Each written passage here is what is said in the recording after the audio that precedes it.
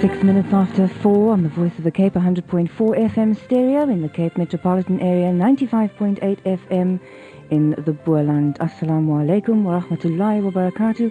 A very good afternoon to you all. This is Safardeen filling in for Shafiq Morton on the Daily Drive Time program, and of course Focus at 5, where this afternoon we're going to be exploring the problems concerning building contractors in our country, specifically concentrating on the smaller guys, the guys that seem to not be getting the work for some reason or the other. And we're going to be finding out exactly what the problems are and exploring these issues this afternoon. However, we're going to be starting off this afternoon by speaking with Mr. Hoossain Rajah, who is Director General of the Ibn Sina University project. And a very interesting project it is indeed. This gentleman is all the way from Mauritius, and also joining us, Mr. Qasim Ibrahim Ghafoor, who is hosting Mr. Rajah whilst he stays down in Cape Town. Assalamu alaikum to you both, gentlemen, and welcome to our studios. Wa alaikum assalam wa rahmatullahi wa barakatuh. Right now, I'm fascinated, Mr. Rajah. You are busy with a university project to start a university in Mauritius. How, first of all, did this start? Where did this idea begin? Where did it manifest itself? أعوذ بالله من الشيطان الرجيم بسم الله الرحمن الرحيم السلام عليكم. You said I hail from Mauritius. Yes, I was born and bred in Mauritius, but I've spent over 38 years in England. I was more or less living on the campus of universities. This idea of this university came to me because I wanted to do something for Africa.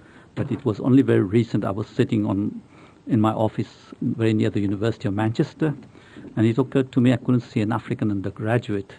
And I started asking questions, why? And I found out that actually they couldn't afford education. Over my travels in Africa, I have found a major social problem that Africans were very, very poor. There was illiteracy, there was corruption, malnutrition. And at the end of my business career, I said I have to do something, and that's how it came about. Mm-hmm. Now, what we all know is that opening the university must take a huge amount of finance. There's the finance to, to build, to construct the building, and then there's the finance for the land. And either you are an extremely wealthy man, or you have some ideas as to how this is going to come to the fore. You asked me this question. I expected that question to come. Mm-hmm. Anything which I have done socially in Manchester over 38 years, I said, min Allah will come from Allah. But in my case, I have been a very successful businessman, but I'm not a very, very rich man. And I have decided, because what I wanted to do for another very emotional reason, I wanted to do it. And I have said to me, even to my last penny, I will start a university project. Now, many people are wrong when they say that you need immense amount of money to start a university. You can even start teaching under a mango tree. Mm-hmm. But it's the quality of teaching which matters. But by the grace of Allah, why I've gone to Mauritius to do it is because my roots are from there, and the question of a building and land in it arises because my father, it's not me who is giving that university. My father gave me an inheritance, so it's him, rahmatullah alayhi, who has actually given the opportunity of setting a university in a 12-room colonial house with an acre of land. So Allah, through him, has given the opportunity of starting something with a structure which is there. So the initial funding of a building is not necessary. Mm-hmm. That's fantastic. And why the name Ibn Sina? Why did you choose that name? Because I'm not actually, again, being too much arrogance to say I've read a lot about a lot of people. Why Ibn Sina? Ibn Sina, he was a very great Muslim scientist of the 9th century, and he was a man of letters. A university must marry science and letters. Mm-hmm. So it fascinated me. I said, that's a good name if we want to have, and then we have to commemorate our Islamic scholars. Mm-hmm. So he actually, I think, was appropriate for the name of a university. And I was also very surprised when I got here to hear that there's an Ibn Sina Institute in South Africa. And also because I've got a link now with Malaysia, there is another one, and there we are actually going to be have some sort of link with them. So inshallah, we hope that all these Ibn Sina institutes will cooperate together. It is the reason because he was a man of immense knowledge. So we would like to give this love of Islamic love, Islamic teaching and education to our brothers in Africa.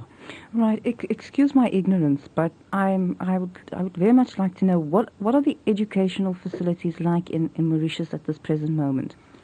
In Africa, because I consider Mauritius, though it's offshore Africa, it's in Africa, it's what has got one of the highest literacy pro rata in any part of Africa. So education in Mauritius is very far advanced. They have got a university, but it's bursting to the seam. The university is a government university. But as far as Islam is concerned, at tertiary level, I don't think even anywhere apart from North Africa, there is no tertiary education in Africa, Islamic tertiary education. So this is why I would like to do it. So you will focus specifically on Islamic education then? Or are you going to be branching out further than that? No, this university actually is not really an Islamic university. It's a university which has got the ethos and the morality of Islam. My main aim is actually to have a faculty of theology, but also to have to teach people vocational skills. So we are kicking off with a faculty of humanities and social science and a faculty of Islamic theology. Now you say that you've spent quite a few years in England on campuses there. Are you going to be drawing any advice from individuals you've worked with on that side, or assistance? Yes. The Faculty of Humanities and Social Science actually is a gift from one of the universities in Manchester. They've done a lot of work for me. For my feasibility studies been done by them.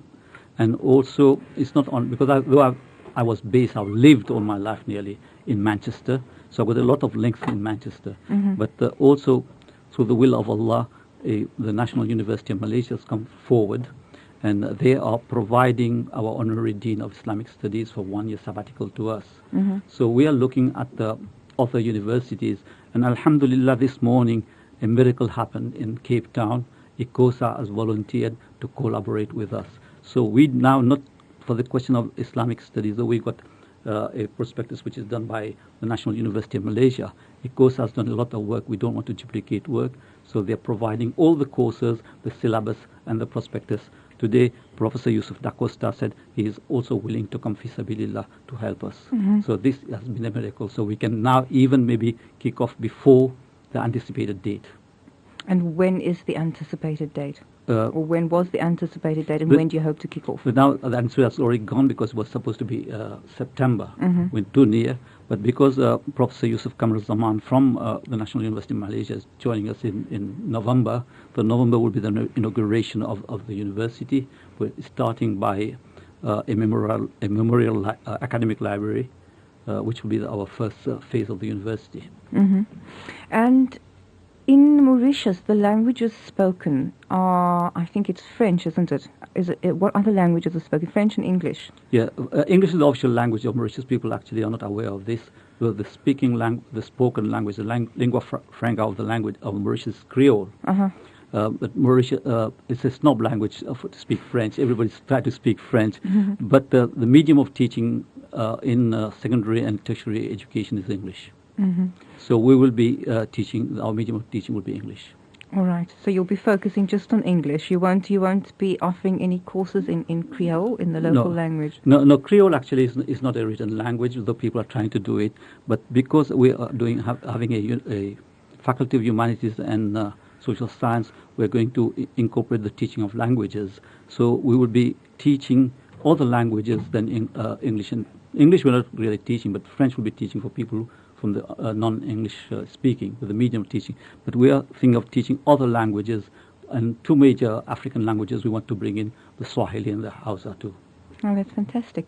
And your purpose, the purpose of your visit to South Africa, has it been purely business, or have you come on a holiday? No, I've come here actually to seek advice, to seek assistance, suggestion from academics. I want to network with academics and professionals here. So this has been my main reason, and I wanted actually to get on your radio shows to pass the message of that university. This has been my main mission here. Tell us a little bit more about the courses that the university will offer. Okay. As regard the Faculty of Islamic Theology, the program which was devised, has been devised for us by Malaysia, was to teach Islamic Aqidah, Islamic jurisprudence, Islamic history and civilization, Arabic, Islamic thoughts, comparative religion, and comparative religion will be a major subject which will be taught us. But now, like I say, the goalpost is changing a bit because we're taking on the syllabus of ICOSA on. Mm-hmm. So I was only given to me this morning. I've not been able to go through it, but because we're starting a level slightly below what we intended to do. Mm-hmm. Because we found in Mauritius, through advertising the courses for Malaysia, that the people didn't have the level of a university requirement. Mm-hmm. ICOSA is a secondary level, so we're starting as a foundation course to a degree using the ICOSA course. And also by talking to Professor Da Costa this morning, I found that they have a BA in Islamic theology. That was the name I was going to use for the degree. So we aim after the first year teaching, then maybe we go for ICOSA's BA. Mm-hmm. And also, South Africa is nearer to Mauritius. It will be easier to bring expatriate lecturers from South Africa than from UK or from Europe or from anywhere else. Mm-hmm. How effective do you believe the recognition of your degrees is going to be worldwide? Yes, this is any university which is starting will take a long, long time to get a charter of validation. That's why we went to Manchester in the first place. But we suggested that we'll award the degree from Manchester University, but taught and sponsored by us in Mauritius. Mm-hmm. So this will have a recognition. And I've spoken to the Tertiary Commission in Mauritius, and they said to me, this will be the best way of going at it, because to get your validation might take 1 year, 2 years. It will delay you. We will be actually validating the course of ICOSA, because theirs has not been validated yet in Mauritius with the Mauritius Examination Syndicate. Mm-hmm. So this in Mauritius will be far quicker to do it, because of it's who you know and not what you know. Right. And is the university only going to be open to the local peoples?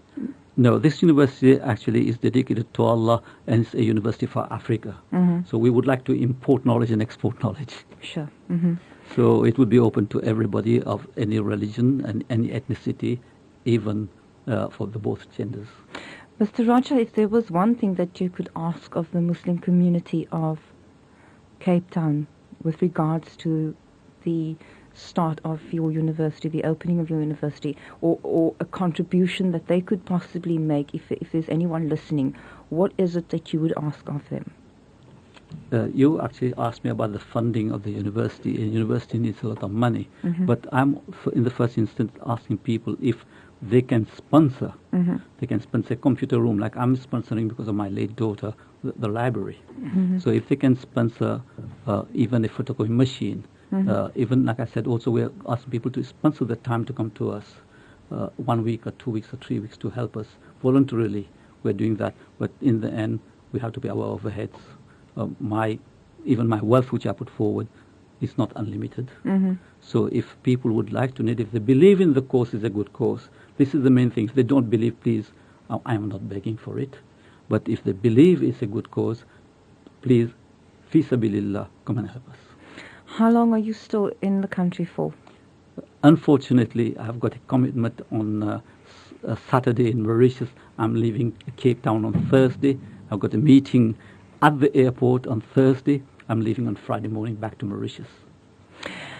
If anyone is interested in making a contribution, then how are they going to be able to get hold of you, or can they get hold of? Yes, first of all, any people who would like to contact me, they could do it through your radio station or through Mr. Kasim Gafour. If you allow him a few minutes, he can say something how he can do it. He could actually more or less appointed him as our official representative in the Cape. Mm-hmm.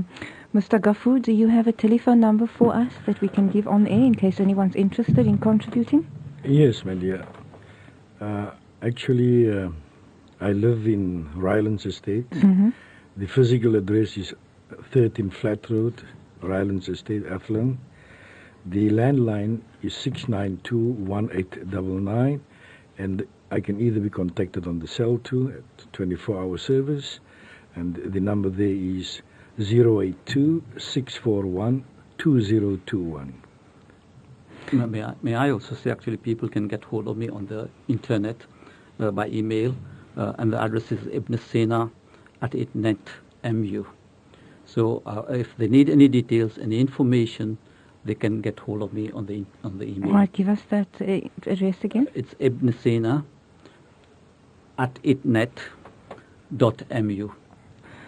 Right, gentlemen, shukran for coming and speaking with us this afternoon. It's been an absolute pleasure. I think it's extremely honorable what you are doing, and we all know what the Islamic viewpoint is on knowledge, and I feel it's imperative that if there is anyone listening in who can contribute, be it in the smallest way, as Mr. Rajah has mentioned, be it in the form of a computer, any other provisions that would be useful in a university or study environment that could make a difference, then please do call Mr. Qasim Ibrahim Ghafoor on 692-1899, 692-1899, on his cell on 082-641-2021, 082-641-2021. His physical address is number 13 Flat Road in Rylands Estate. You could also email Mr. Rajah on Ibn Sina, that's IBNSINA, at intnet, that's INTNET.mu. Shukran, gentlemen. May I thank you for having us on your radio station today, and Jazakallah, may Allah bless you and also bless us, and please pray for us. We'll make all up. And I also echo the same sentiments, and I must say that, I have the greatest of appreciation for Radio, the Voice of the Cape, to have accommodated us in such a short space of time. And I want to go again. I suppose, my brother Ahmed Ryland wouldn't want to hear this, but I think all this has become a reality because of his unselfish and unzealous effort into it. And I once again thank each and every one who have made this possible for us this afternoon. Shukran, jazakallah, assalamu alaikum wa rahmatullahi wa barakatuh. Wa alaikum assalam to you, gentlemen. And once again, I make a plea to those listening in. If you can, or you are in the position to make a contribution to the formation of this university, then please do so. That number again of Mr. Ghafoor, 692-1899, 692-1899.